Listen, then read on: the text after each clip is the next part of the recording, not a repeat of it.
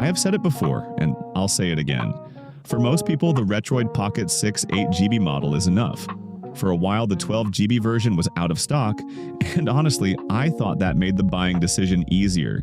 If you wanted a small handheld for retro and some lighter PC gaming, you bought the Retroid Pocket 6. If you wanted something bigger for heavier games and longer sessions, you chose the Odin 2 portal. It was simple. But now Retroid has brought back the 12GB model and things have become more confusing again. This isn't the same 12GB Retroid Pocket 6 from earlier, before the RAM crisis.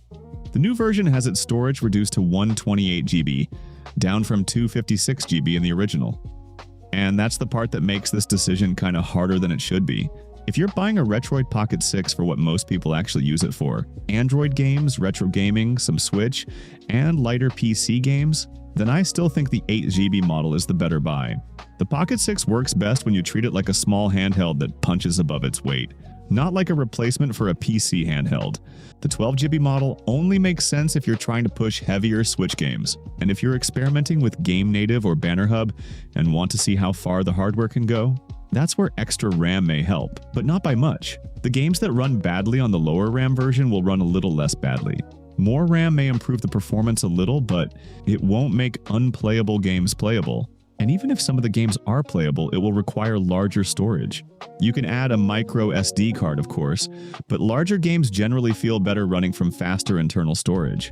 So now you end up in this awkward situation where you have memory for bigger games, but less internal room to actually keep them installed. That's why I think they accidentally made two different devices for two different buyers. The 8GB model still feels like the clean recommendation. Buy it if you want retro gaming, PS2, GameCube, and occasional PC gaming.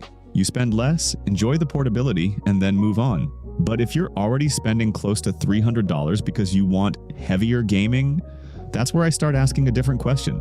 Should you even be buying a Retroid Pocket 6 anymore? Because once you move into that territory, I still think the Odin 2 portal starts making more sense. The Pro model may go out of stock by the time this video goes live, but even the base variant will be better than the base Pocket 6. Performance aside, the Odin 2 portal offers a larger display, a bigger battery, and it's more comfortable for longer sessions.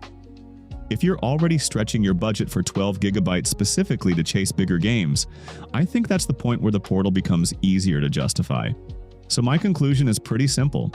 If you were already planning to buy the Retroid Pocket 6 because you wanted a compact handheld and wanted to save money, buy the 8GB model. I still think that's the sweet spot.